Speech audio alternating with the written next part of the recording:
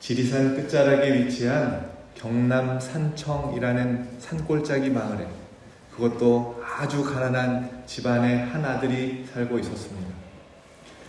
자기 아버지가 소장농으로 남의 집 논 밭 일구면서 밥벌이 하면서 그렇게 살고 있었어요. 자식에게는 못 배운 한 물려주지 않아야겠다 싶어서 아들이 중학교에 들어갈 나이가 되었을 때 대구로 유학을 보냈습니다. 이 아들이 중학생이 돼서 대구로 유학을 나온 거예요. 공부를 열심히 해야 될 텐데 이 아들이 공부에 재미가 하나도 없는 겁니다. 그래서 열심히 한 학기 동안 대구에서 신문물 도시 생활을 하면서 열심히 놀았습니다. 그랬더니 결과가 기말고사를 봤는데 68명 중에 몇 등을 했을까요? 68등을 했습니다. 꼴찌를 했어요. 그래도 이제 여름방학이 되어서 집에 오는데 이 아들이 아무리 철이 없었던 중학교 1학년 아들이었지만 이런 성적표를 아버지에게 보여드릴 수 없다라고 생각을 하고 고심고심하다가, 여러분 기억하실지 모르겠어요?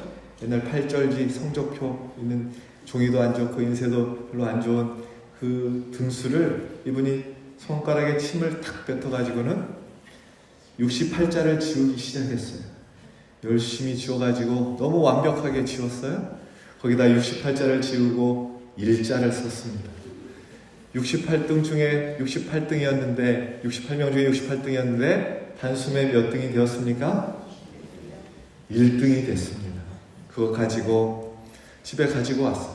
국민학교도 나오지 않았던 어머니 아버지가 다행히 속아주셨습니다.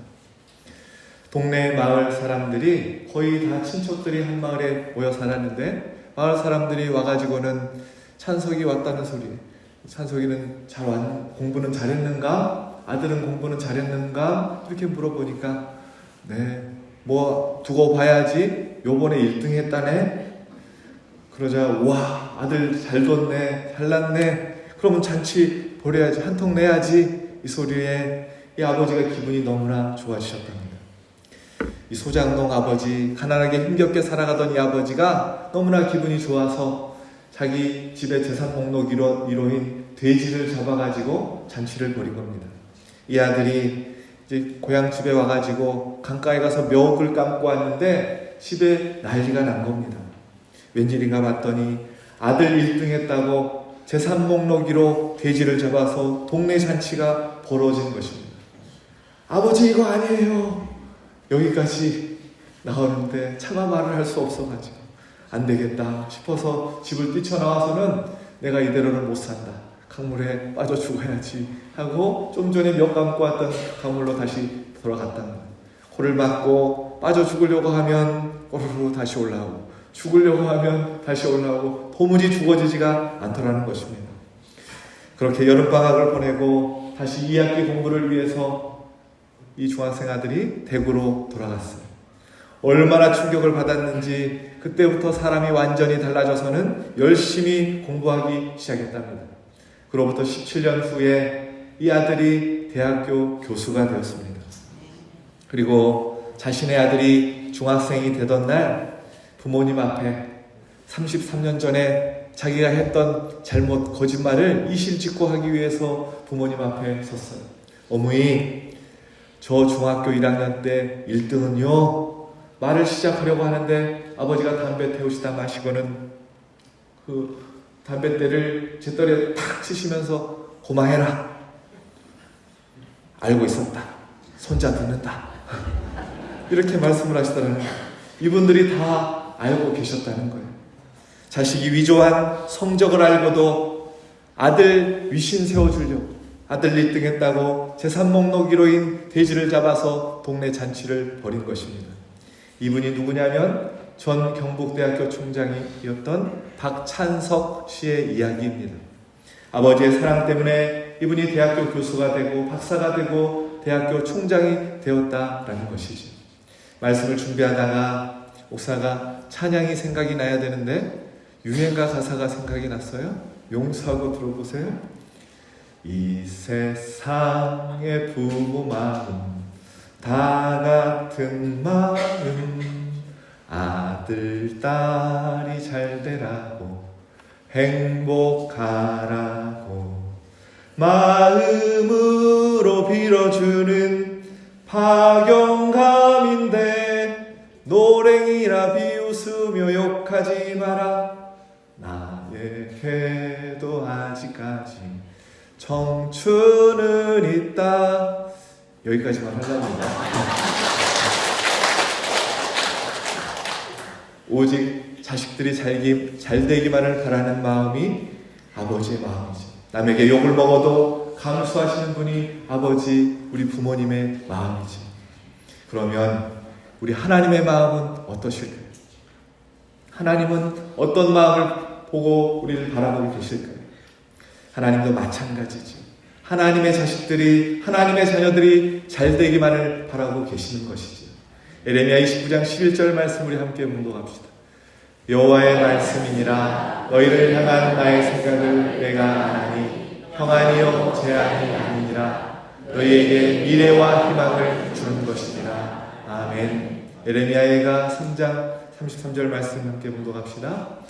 주께서 인생으로 고생하게 하시며 근심하게 하시는 본심이 아니시도다. 아멘. 하나님께서 우리를 향한 그 생각은 질병과 가난으로 우리가 고통당하기를 원하지 않으신데, 문제로 인해서 어려움 당하는 것 원치 않으신데, 우리가 평안하기를 원하시고 소망 가운데 살기를 원하시는 것이 하나님의 마음이라는 것입니다. 혹여라도 잠시 고난을 허락하셨지만 그것도 하나님의 본심이 아니시랍니다. 사랑하는 여러분, 하나님은 우리가 잘 되기만을 바라시는 분이심을 잊지 않기를 소망합니다. 소망합니다. 오늘 본문에 이 마음, 이 하나님의 마음을 닮은 한 사람이 등장합니다.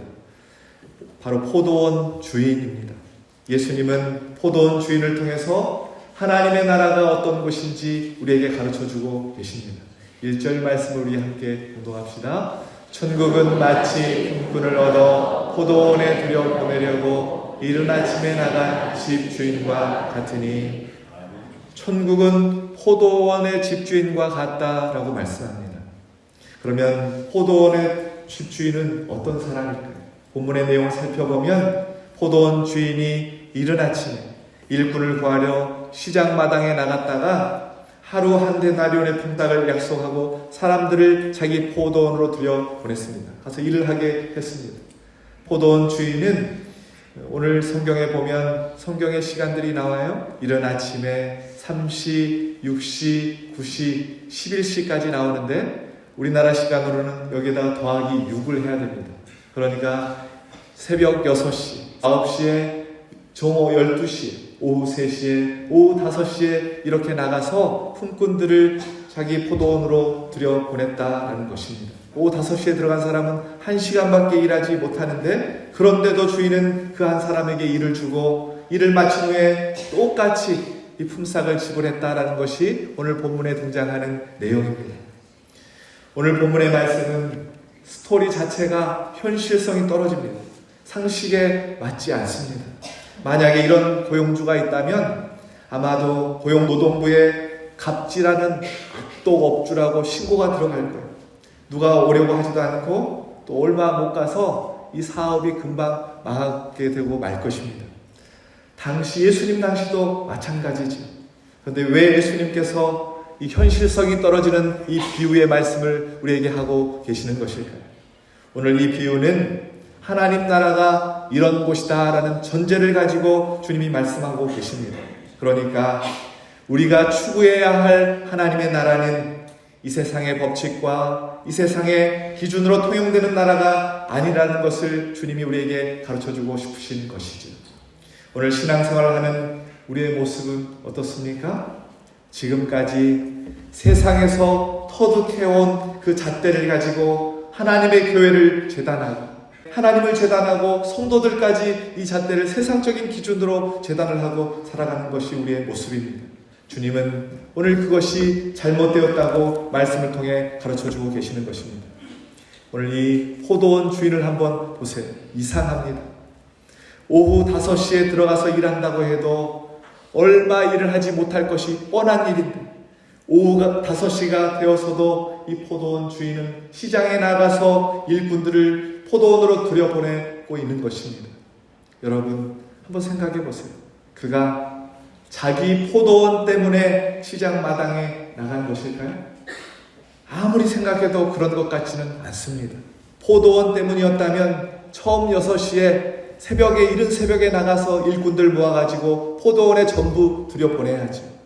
굳이 9시, 12시, 오후 3시, 오후 5시에 품꾼을 부르지 않았을 것입니다. 포도원 주인은 포도원 때문이 아니라 일자리를 찾지 못해서 혹시라도 빈손으로 집에 들어가야 할 사람들이 마음에 걸려서 시장 마당에 나갔다라는 것입니다. 예수님이 이 비유에서 말씀하고 싶어 하시는 것은 바로 이 포도원 주인의 마음을 배우라라는 것입니다. 이 마음은 모두가 잘 되기를 바라는 하나님의 마음입니다. 이 마음을 소유할 때 하나님의 나라가 된다라는 것이죠. 세상에서 뭔가 있는 사람들이, 뭔가 가진 사람들이 이 포도원 주인의 마음으로 살아간다면 이 세상이 하나님의 나라가 된다라는 것을 주님이 가르쳐주고 계시는 것이죠. 우리 교회에서도 직분을 가진 사람들이 이 포도원의 주인의 마음으로 연약한 성도들을 돌본다면 우리 유독교회가 하나님의 나라가 될 줄로 믿습니다. 바라옵기는 우리 유독교회 모든 성도님들이 이 포도원 주인의 마음을 소유하셔서 사랑이 넘치는 가정, 사랑이 넘치는 교회, 사랑으로 소문난 가정, 사랑으로 소문난 교회가 되길 예수 그리스도의 이름으로 축원합니다. 여러분 제가 한번 질문을 해보겠습니다. 속으로 한번 대답을 해보세요. 포도원 주인이 하나님이라면 여러분은 몇 시에 부름을 받는 사람입니까? 나는 모태신앙이고 어려서부터 신앙생활을 했으니까, 예수 믿은 사람이니까 적어도 새벽 6시, 오전 9시 정도는 될 것 같다, 이렇게 생각할 수도 있을 거예요. 나는 젊어서 예수 믿은 사람이니까 정오 12시에 예수님이, 하나님이 나를 부르셨을 것이다, 이렇게 생각할 수도 있을 거예요. 나는 나이가 늙어서 뒤늦게 예수 믿었으니까 오후 3시, 오후 5시쯤 하나님이 나를 부르셨을 것이다, 이렇게 생각할 수도 있을 것입니다. 나는 몇 시에 부름받은 사람인가, 이 생각을 가지고 오늘 말씀을 다시 한번 보시기 바랍니다. 포도원 주인이 오후 6시 일을 다 마치고 나서 포도원을 나서는 일꾼들에게 품삯을 이렇게 주기 시작합니다. 오늘 본문 8절에서 10절까지 말씀 함께 봉독합시다. 저물매 포도원 주인이 중직에게 이르되 품꾼들을 불러 나중 온 자로부터 시작하여 먼저 온 자까지 싹을 주라 하니 제11시에 온 자들이 와서 한 데나리온씩을 받거늘 먼저 온 자들이 와서 더 받을 줄 알았더니 그들도 한 데나리온씩 받은지라. 주인이 품삯을 결산하기 시작하는데 맨 먼저 오후 5시에 와서 1시간 일한 사람에게 한 데나리온을 주었다는 것입니다. 당시 한 데나리온은 이 노동자의 하루 품삯이었습니다. 제가 자료를 찾아보니까 그때 당시 로마 병정의 하루 품삯도 한 데나리온이었습니다. 그러니까 1시간 일한 이 사람에게 한 데나리온을 주었다는 것은 터무니없는 엄청난 품삯을 지금 이 사람이 받은 것이지. 그러자 일찍 와서 일한 사람들이 그 모습을 보고 생각을 했어요. 야, 오늘 주인 잘 만났다. 1시간 일한 사람에게 이 정도 주는 주인이라면 하루 종일 땀 흘려 일한 나한테는 얼마나 큰 돈을 줄 것인가, 기대감이 막 몰려오기 시작했습니다. 그러나 그 기대감은 금방 실망으로 바뀌고 맙니다. 일찍 와서 일한 사람들은 더 받을 줄 알았지만 똑같이 포도원 주인이 한 데나리온을 주는 것입니다. 그러자 그들이 불공평하다고 주인을 원망하기 시작합니다. 11절 12절 말씀 함께 봉독합시다. 받은 후 집주인을 원망하여 이르되 나중 이 사람들은 1시간밖에 일하지 아니하였거늘 그들을 종일 수고하며 더위를 견딘 우리와 같게 하였나이다. 여러분 생각해 보세요. 먼저 온 자들 중에 누가 가장 기분이 안 좋았을까요? 맨 처음 6시부터 일한 사람입니다. 왜 그렇죠? 자신은 12시간 일했기 때문에 1시간 일한 사람을 볼 때 우리보다 일을 적게 한 사람이라고 평가했죠. 그래서 저 사람들은 당연히 나보다는 돈을 적게 받아야 한다고 생각하겠지요. 1시간 일한 사람들은 또 어떻게 생각할까요? 당연히 자신도 일을 1시간밖에 안 했으니까 돈을 조금밖에 못 받겠구나, 그렇게 생각하지 않았겠습니까? 여러분, 우리는 대부분 이렇게 외모로, 가진 것으로, 업적으로 사람을 평가하고 살아갑니다. 교회에서도 마찬가지입니다. 내가 이만큼 예수 믿었으니 내가 받아야 할 은혜의 상급은 커야 한다라고 생각한다라는 것이지. 내가 이 교회를 세우는데 이만큼 헌신했으니 이 정도의 대접은 받아야 된다라고 이렇게 생각한다라는 것입니다. 이것을 신학적인 용어로 공로의식이라고 합니다. 그러나 우리 주님께서 하나님의 나라는 외모나 능력이나 업적에 있는 것이 아니다라고 오늘 우리에게 가르쳐주고 있습니다. 하나님은 우리에게 무엇을 주실 때는 다 똑같이 주시지 않으세요. 각 사람에게 필요한 것을 주시려면 각자 다른 것을 부어 주셔야 하는 것이지. 하나님은 각 사람에게 꼭 필요한 만큼의 은혜를 베풀어 주신다라는 것입니다. 그러므로 하나님의 나라는 모두가 자기에게 필요한 것을 받았기 때문에 서로 다르다는 것을 인정하고 포용하는 것을, 그곳이 바로 하나님의 나라라고 성경이 우리에게 가르쳐 주는 것입니다. 일을 많이 했든 적게 했든 서로 존중하며 함께 누리며 살아가는 나라가 하나님의 나라라는 것입니다. 사랑하는 여러분, 우리 안에 가지고 있는 인정받고 싶어하는 마음, 대접받고 싶어하려는 그 공로의식을 다 벗어버리고 하나님의 은혜에 감사하며 주신 은혜를 누리며 살아가는 우리 유독교회 모든 성도님들 되시길 예수 그리스도의 이름으로 축원합니다. 온전한 품꾼들을 통해서 깨달아야 할 것이 또 있습니다. 12시간 일한 사람들이 이 주인을 원망합니다. 사실 이들은 주인을 원망할 수 없습니다. 왜냐하면 처음에 주인이 한 데나리온씩 주기로 약속을 했었고 또 일이 끝나자 한 데나리온씩 그들이 받았기 때문입니다. 이들은 주인으로부터 충분히 받았습니다. 더욱이 주인이 일을 시켜준 것 자체가 은혜인 것이죠. 그런데 왜 원망하고 있는 것일까요? 주인이 다른 사람에게 해준 것과 자신을 비교했기 때문입니다. 여러분 생각해 보세요.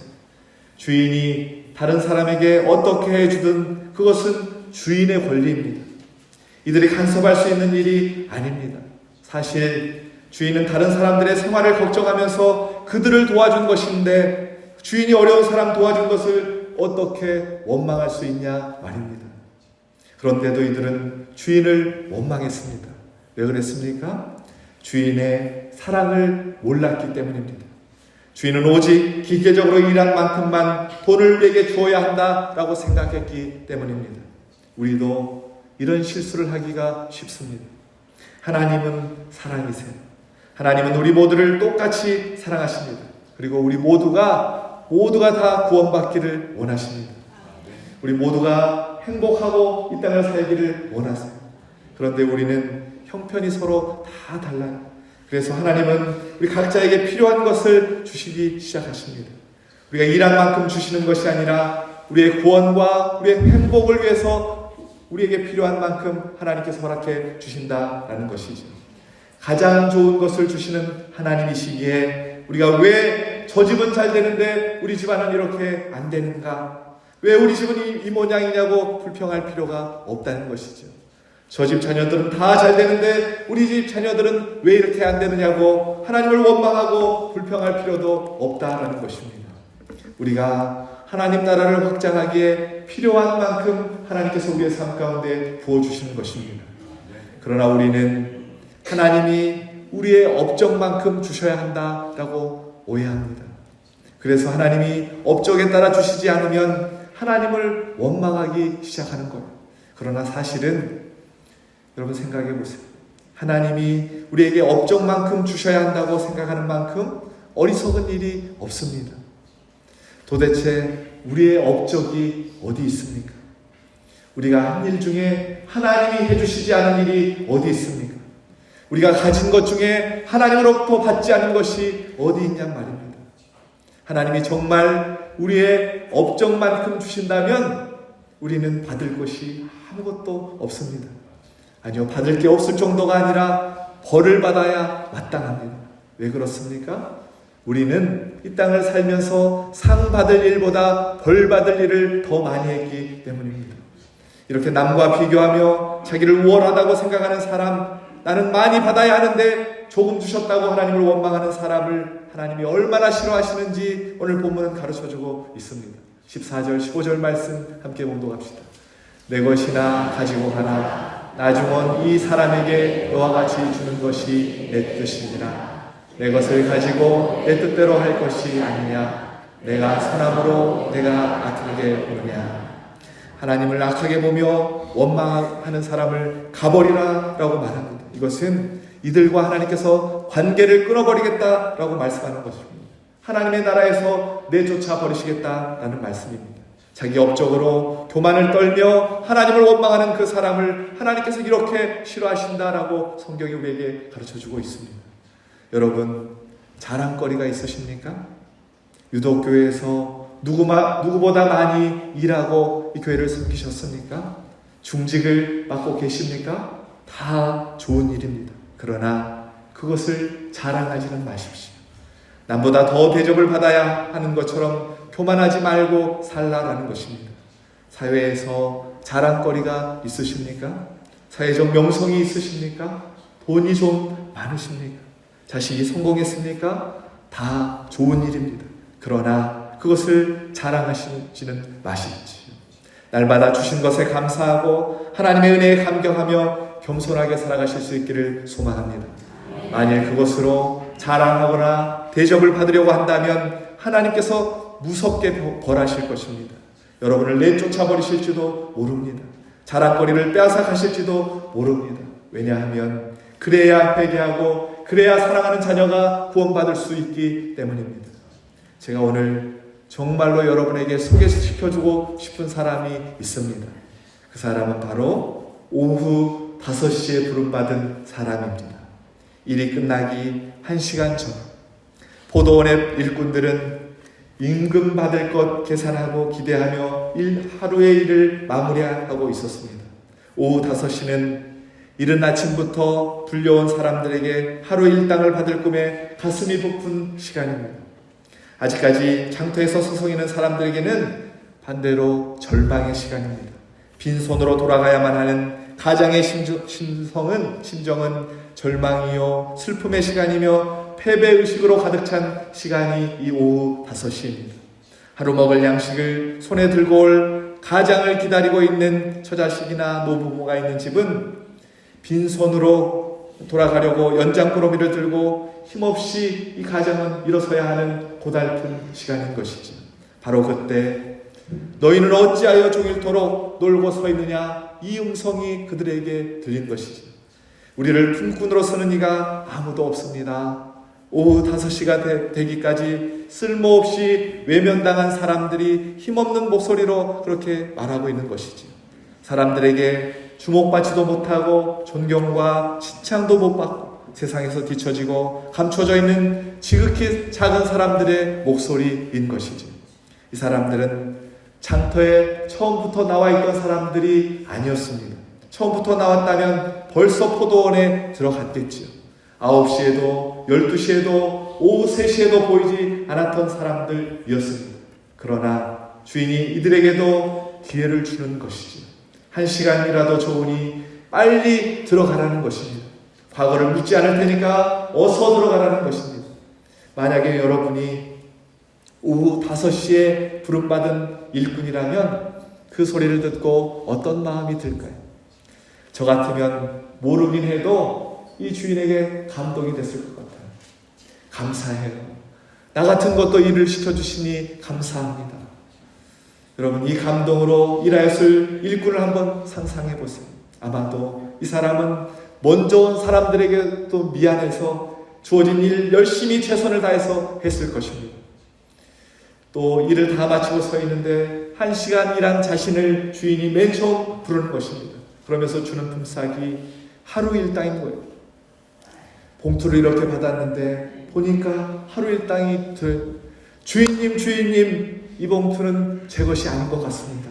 그러지 않았겠어요? 주인님, 너무나 감사합니다. 나 같은 것 일할 수 있게 해주신 것도 감사한데 하루 일당까지 은혜로 채워주시니 너무나 감사합니다. 그러지 않았겠습니까? 사랑하는 여러분, 여러분은 몇 시에 부름받은 사람들이십니까? 구원받을 자격도 없는 우리를 하나님이 자녀 삼아주시고 우리를 구원하시기 위하여 십자가에서 죽으신 주님을 생각한다면 우리는 너무나 과분한 사랑을 받은 사람들 아니겠습니까? 우리가 오후 5시에 부름받은 사람들처럼 갚을 수 없는 이 은혜를 빚진 자로 하나님의 은혜 앞에 늘 감사하며 감격하며 겸손하게 살아야 하지 않겠습니까? 우리 옆사람과 그런 의미에서 인사 한번 하겠습니다. 오후 5시에 부름받은 사람처럼 삽시다. 감사합니다. 주신 은혜에 감사하고 조그만한 것에 늘 감격하고 주님의 기쁨이 되는 우리 유독교회 모든 성도님들 되시길 예수 그리스도의 이름으로 축원합니다. 그러면 포도원 주인은 왜 오후 5시에 부름받은 사람을 제일 먼저 불러서 품삯을 그 사람에게 먼저 지급을 했을까요? 말씀을 묵상하는데 도대체 너무나 궁금해졌습니다. 왜 그런 것일까? 맨 처음 일을 한, 제일 많이 일한 6시에 온 품꾼을 불러다가 수고 너무 많이 했다, 너무 고생했다 그러면서 맨 처음 품삯을 지급해야 할 텐데 왜 굳이 맨 나중에 1시간 일한 사람부터 왜 임금을 계산해 주고 있는 것일까요? 여러분, 이것은 포도원 주인의 배려입니다. 일도 제일 조금밖에 하지 못했는데 일당이나 받을 수 있을까? 조마조마하고 있는 품꾼을 향한 주인의 사랑인 것이죠. 여러분, 포도원 주인에게서 하나님의 마음이 느껴지지 않으십니까? 하나님의 관심은 아무도 관심 가져주지 않는 고아와 과부와 가난한 자, 병든 자에게 그 관심이 있습니다. 사회적 약자에게 있다는 것이죠. 여러분, 오늘을 살아가는 우리의 관심은 어디에 있습니까? 바라옵기는 오늘 포도원 주인의 마음으로 고통당하고 있는 이웃들을 돌아볼 수 있길 소망합니다. 나만 예수 잘 믿고 구원받으면 된다라는 것이 아닙니다. 저와 여러분이 주변에 힘겹게 어렵게 살아가고 있는 성도가 있는지 없는지 꼭 주변에 돌아보시고 그들을 위해서 힘쓸 수 있는 우리 유독의 모든 성도님들, 사랑의 사람들 다 되실 수 있길 예수 그리스도의 이름으로 축원합니다. 오늘 말씀의 결론은 16절 말씀입니다. 16절 말씀 함께 공동합시다. 이와 같이 나중된 자로서 먼저 되고 먼저 된 자로서 나중되리라. 아멘. 이 말씀은 하나님의 나라에서는 앞뒤 순서가 뒤바뀔 수 있다라는 것입니다. 전국은 앞에 온 사람, 뒤에 온 사람, 믿음의 연수가 많은 사람, 적은 사람, 중요한 직분을 가진 사람, 그렇지 않은 사람, 부자나 가난한 사람, 이런 구분이 중요하지 않다라는 것이죠. 오직 하나님의 기준으로 그 상급을 부어주신다라는 것입니다. 대구의 대봉교회 원로 목사님이셨던 박맹술 목사님이 목회 말년에 하나님께서 은혜를 베풀어 주셔서 천국을 경험하고 이분이 오셨습니다. 천국에 가셨는데 내 집이 어딜까 궁금하셨대요. 천사의 안내를 받아서 내 집 어딘지 가르쳐달라고 해서 따라갔는데 큰 폭포 곁에 다른 성도님들의 집은 궁궐처럼 그렇게 커다란 집이 있는데 자신의 집은 옆에 있는 궁궐 옆에 있는 계집을 소개해 주더랍니다. 통합 측 우리 교단의 총회장님도 지내셨는데 그리고 큰 교회에서 목회하고 계신 자신이었는데 계집이라니 말도 안 된다며 하소연을 했답니다. 그랬더니 천사가 하는 말이 너는 이 땅에서 대접을 다 받지 않았느냐 하더랍니다. 그때 천국을 경험하고 돌아와서는 박 목사님이 자신의 재산을 다 정리하기 시작하고 불우한 이웃들에게 다 나누어주면서 여러분 하늘에서의 상급을 쌓으십시오 이렇게 설교하시고 빈손으로 훌훌 다 털고 하나님 앞에 가셨다라고 간증을 들은 적이 있습니다. 사랑하는 여러분, 오늘 예수님을 오랫동안 믿고 많은 일을 감당했지만 천국에서의 상급은 달라질 수 있다는 것입니다. 대접받기를 원하십니까? 아니면 남을 대접하고 천국을 준비하며 살기를 원하십니까? 우리가 기억해야 할 것이 꼭 한 가지 있습니다. 하나님은 구원의 입장에서 비록 나중에 예수를 믿었지만 먼저 온 자나 나중 온 자나 다 똑같이 대하신다는 것입니다. 우리가 볼 때는 뒤늦게 예수 믿고 부끄럽게 구원의 문에 들어가는 것처럼 보일지라도 하나님 편에서는 부끄러운 구원이 없다라는 것이지. 모두 하나님께서 양팔을 벌리시고 맞이하시는 하나님의 자녀들인 것입니다. 오늘 말씀은 이 은혜를 우리에게 가르쳐주고 계십니다. 사랑하는 여러분, 오후 5시가 되도록 하나님의 포도원을 위해 아무것도 하지 못하고 서성이던 우리를 하나님께서 불러주셔서 오늘 이 자리까지 나왔습니다. 바라옵기는 나중되었지만 구원의 기쁨과 감격으로 주님을 섬기도록 먼저 되게 하시는 하나님의 그 풍성한 은혜에 감사하며 살아가시는 저와 여러분 되시길 소망합니다. 나아가 날마다 오후 5시에 부름받은 사람처럼 그 은혜가 너무나 감사해서 내게 주신 모든 은혜를 내가 어떻게 보답할까요? 하나님, 내가 어떻게 보답할까요? 시편 기자의 고백처럼 그 은혜를 잊지 않고 보답하며 살아가는 우리 유독교의 모든 성도님들 되시길 예수 그리스도의 이름으로 축원합니다.